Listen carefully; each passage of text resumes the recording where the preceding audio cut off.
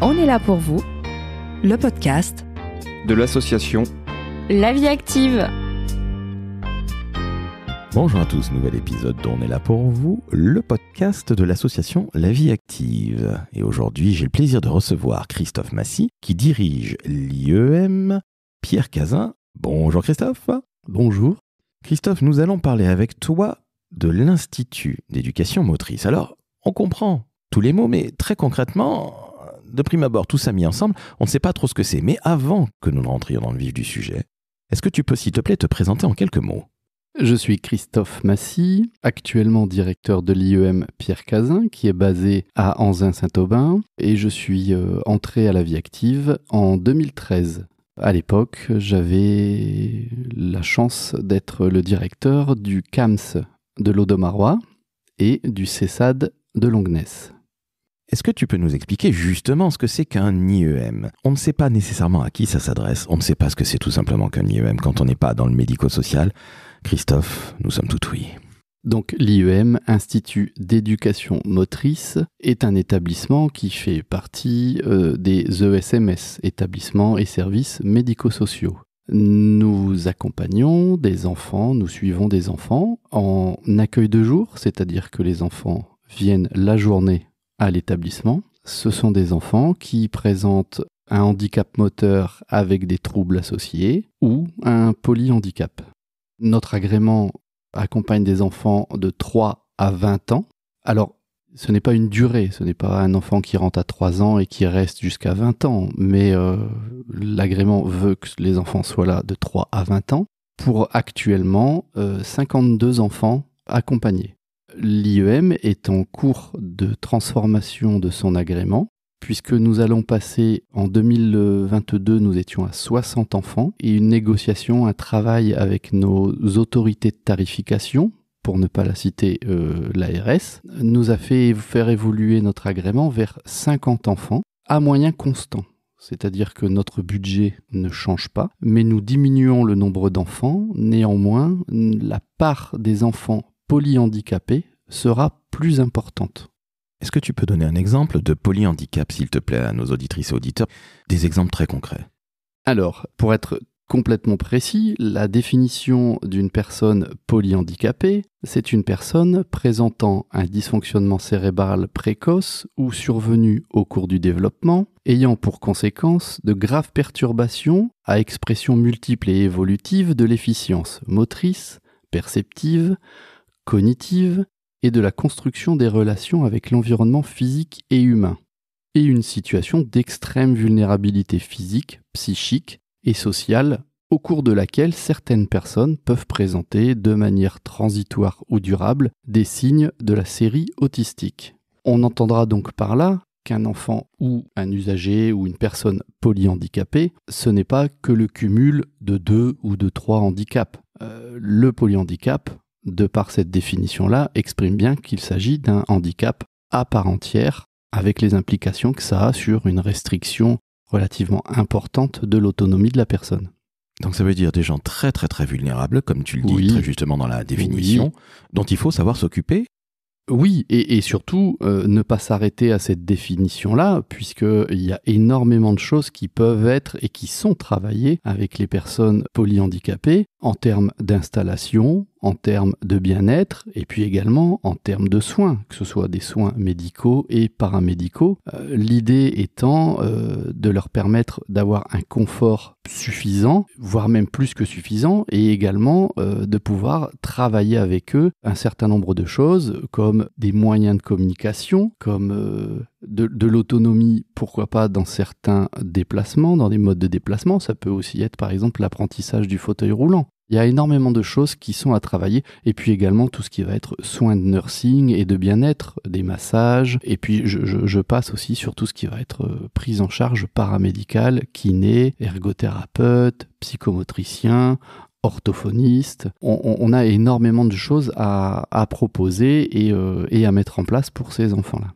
Tu le disais, c'est une 50aine d'enfants que tu reçois ? Oui. Combien y a-t-il de professionnels qui s'en occupent ? Parce que tu viens de parler très clairement de tout ce que vous apportez à ces enfants, et ça les fait progresser très clairement. Combien il y a de personnes ? 60 personnes. C'est la moyenne de salariés à l'IEM Pierre Cazin. C'est une prise en charge pluridisciplinaire. Nous avons plusieurs typologies et disciplines de professionnels qui accompagnent les enfants.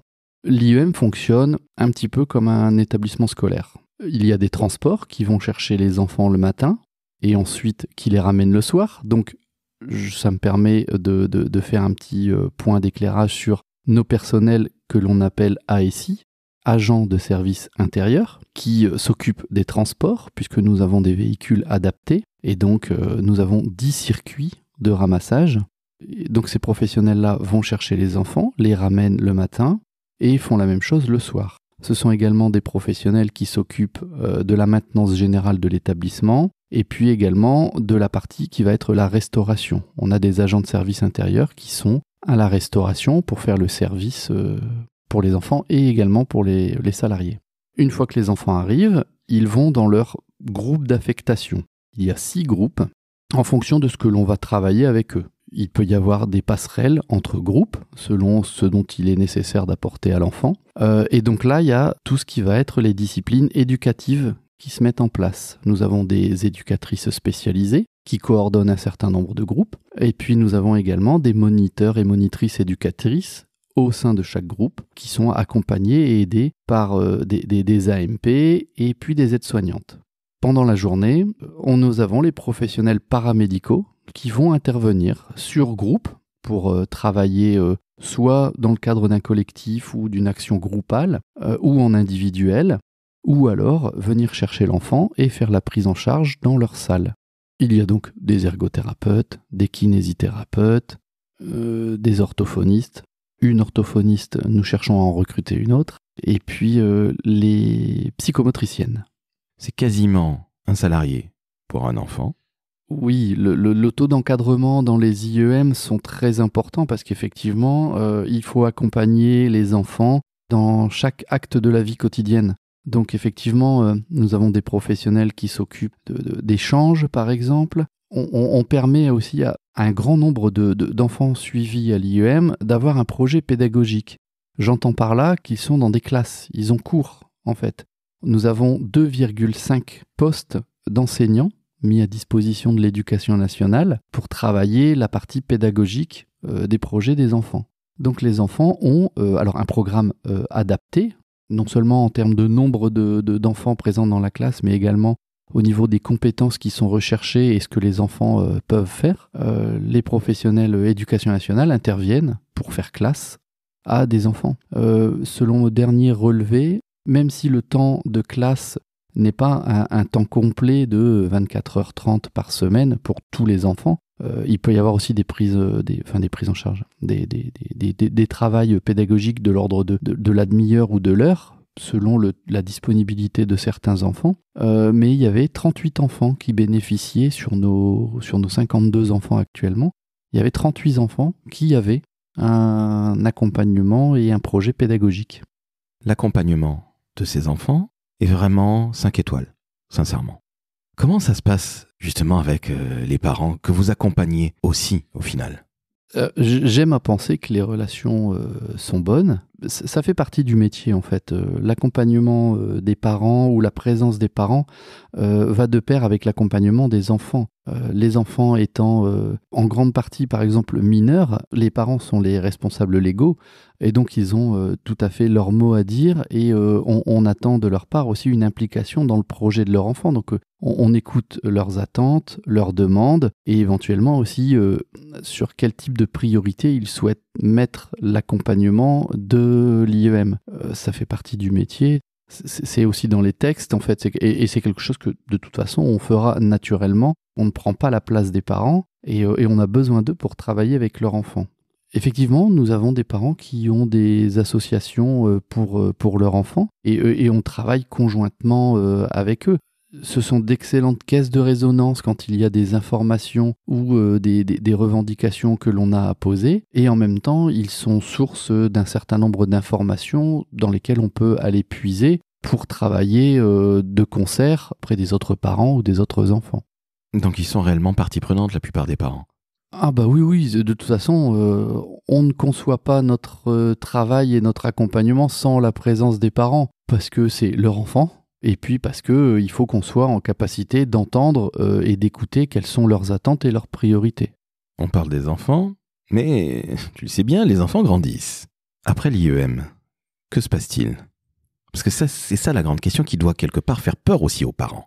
Oui, c'est une question inhérente à chaque établissement, j'ai envie de dire, du secteur enfance, quelle que soit la typologie de l'établissement, que ce soit IME ou IEM.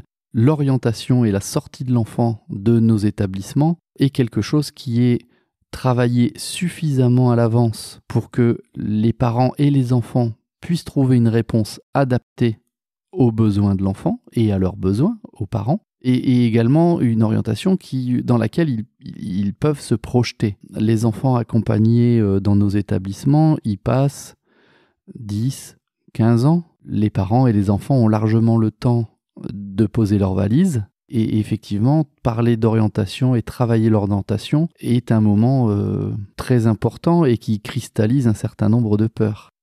Il y a des options qui existent, effectivement. Arrivés à 20 ans, les enfants, on va dire que traditionnellement, les enfants quittent le secteur enfance pour aller vers le secteur adulte. Différentes options existent pour les enfants. Il peut y avoir alors pardon pour les acronymes, mais des SAJ, des MAS, des orientations vers d'autres établissements qui vont être en capacité d'accompagner les enfants. Et les jeunes adultes, dirons-nous. Tu voulais rajouter quelque chose, Christophe ? Oui, effectivement, c'est un travail que nous menons. Nous avons des professionnels qui accompagnent les parents pour la visite des établissements. J'en ai pas parlé dans la typologie des professionnels que nous avons, mais nous avons une assistante sociale, dont c'est les missions, de proposer d'accompagner les parents pour faire la visite des établissements vers lesquels vont être orientés l'enfant.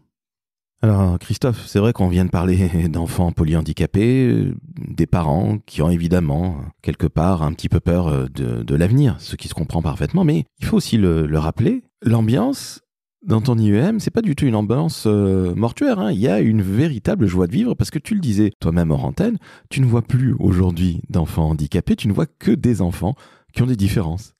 Oui, tout à fait. En effet, moi qui suis toujours dans l'établissement, ce que je vois le matin, le midi, le soir, ce sont des enfants qui vivent, qui sourient, qui partagent des moments touchants avec les collègues. Et il y règne, j'aime à le croire et je le constate, une très bonne ambiance au sein de l'équipe. Le terme polyhandicap ou enfant handicapé peut faire peur aux personnes qui ne connaissent pas et qui ne voient pas ou qui ne connaissent pas ces établissements-là, mais en réalité ce sont des établissements pleins de vie. Il y a énormément d'activités qui sont mises en place. Les enfants ne sont pas toute la journée à l'établissement. On a monté un projet avec le Louvre-Lens, par exemple. On avait 8 enfants handicap moteur et polyhandicapés qui ont mené un projet pendant 2 mois avec le Louvre-Lens et où ils ont travaillé sur des œuvres. Pas plus tard que hier, des enfants sont allés à l'exposition Van Gogh à Lille. Dès que les beaux jours reviennent, les enfants ont des activités à l'extérieur. Toujours avec des projets éducatifs, travail de l'autonomie et le déplacement en ville, mais également faire découvrir des choses, emmener les enfants dans la nature. Toutes les semaines, des enfants vont à la piscine, vont au foot fauteuil. On a énormément de sorties et on a une bonne ambiance au sein de l'établissement.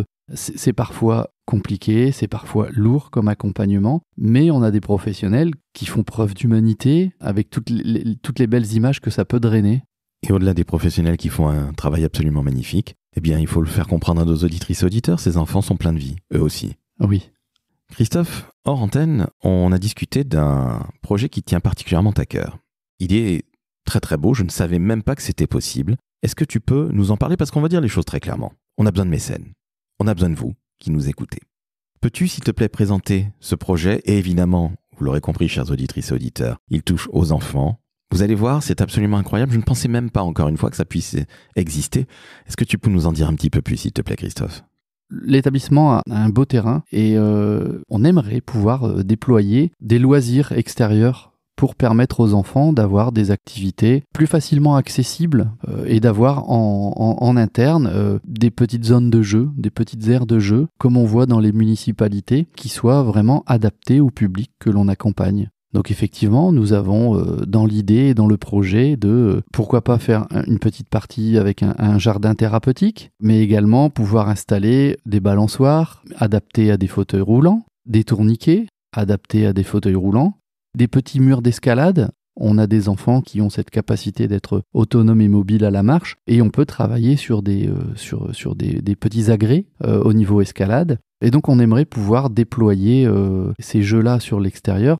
Au-delà de l'achat du matériel, il nous faut travailler impérativement l'accessibilité. Donc le coût est très vite important, et donc on avait chiffré à environ 100 000 € l'installation de 1 ou 2 aires de jeu pour pouvoir installer ces jeux à l'extérieur, et aussi pouvoir faire un peu de terrassement et des chemins d'accès facilités pour les fauteuils, soit les fauteuils roulants manuels ou les fauteuils électriques des enfants. C'est un investissement, vous l'avez bien compris, chers auditrices et auditeurs. Alors s'il y a parmi vous des entreprises, des fondations, pourquoi pas des collectivités, soyons fous. D'où que vous veniez, investissez. Vous allez faire une bonne action. Alors au-delà du fait que, encore une fois, je le répète, je ne pensais même pas qu'on pouvait mettre des enfants en fauteuil sur des balançoires, ni même faire de l'escalade. Donc très sincèrement, ça me paraît absolument fou, mais après tout, ces enfants sont exactement comme les autres, ils ont besoin de se dépenser. Et ils ont aussi besoin de vivre leurs rêves, et j'imagine que pour un loulou qui est en fauteuil roulant depuis toujours, eh bien, pouvoir être sur une balançoire, faire exactement comme les autres qu'il voit, son frère, sa sœur, ou les copains ou les gamins dans la rue, eh bien, quelque part, c'est aussi quelque chose de très très beau. Donc, si vous nous entendez, si vous avez envie, eh bien, il suffit de contacter, si j'ai bien compris, la direction de la communication de la Vie Active, c'est ça, Christophe ? Oui, tout à fait. En contactant directement le service communication, nous serons de toute façon, à un moment donné, nous aussi sollicités. Il ne faut surtout ne pas hésiter à contacter Madame Delphine Brard au service de la communication de la Vie Active. Christophe, si tu avais une baguette magique, au-delà de ce magnifique projet que tu as, qu'est-ce que tu changerais dans ton métier pour évidemment le faire avancer dans le bon sens ? J'aimerais pouvoir le rendre plus attractif afin de pourvoir l'ensemble des postes que nous avons vacants au sein de notre établissement.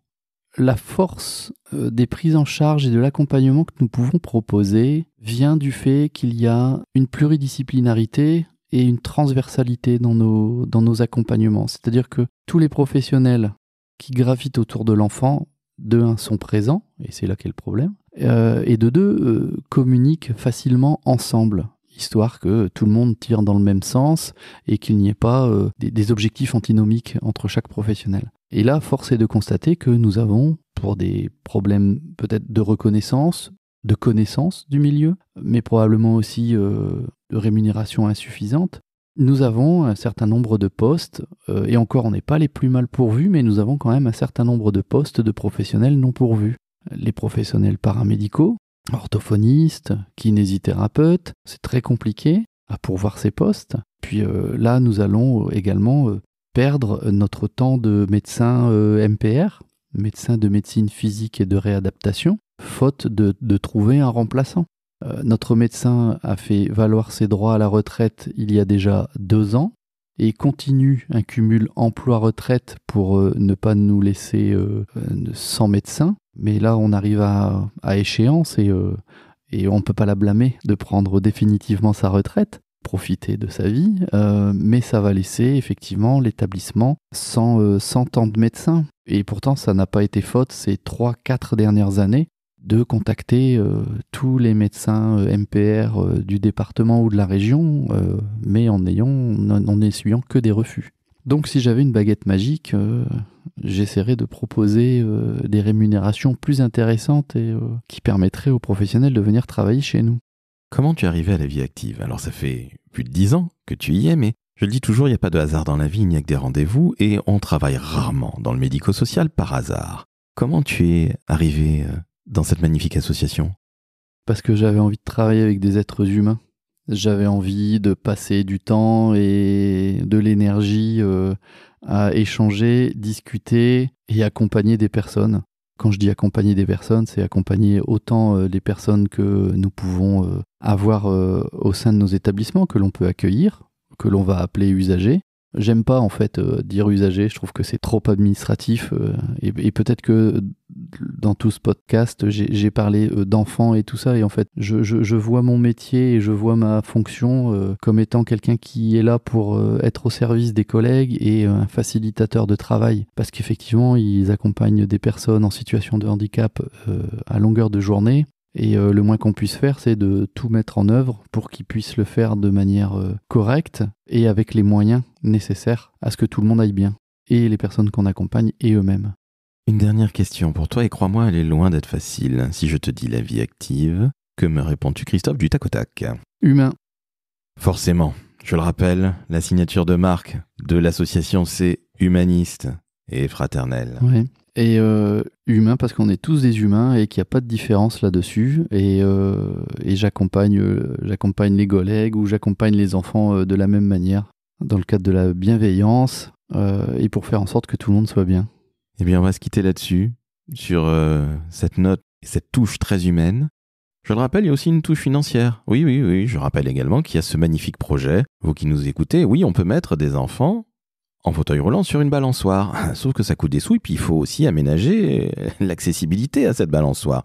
On peut même faire des agrès, tu nous le disais. On peut même faire, j'allais dire de la varap, mais non, c'est, rappelle-moi... De l'escalade. De l'escalade, on n'est pas très très loin de ça. Mais donc comprenez, chers auditrices et auditeurs, s'il y en a parmi vous qui sont chefs d'entreprise, qui dirigent une fondation, d'où que ce soit, dans tout le pays, même à travers le monde, eh bien j'espère que vous contacterez, comme on l'a dit, la direction de la communication, en la personne de Madame Brard, qui fera passer évidemment le message puisque Delphine travaille au siège de la vie active. Et sincèrement, Christophe, je te sens extrêmement concerné par l'humain. Ça se voit, ça s'entend, et c'est tout à ton honneur.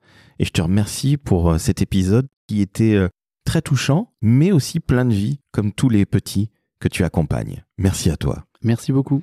Alors, chers auditrices et auditeurs, dois-je le répéter ? Christophe a un grand projet, donc investissez.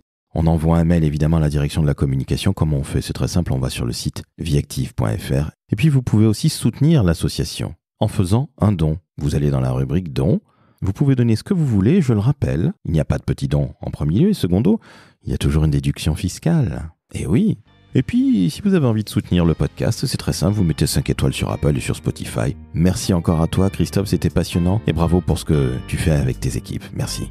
Merci aux équipes. À très bientôt pour un nouvel épisode dont on est là pour vous, le podcast de l'association La Vie Active.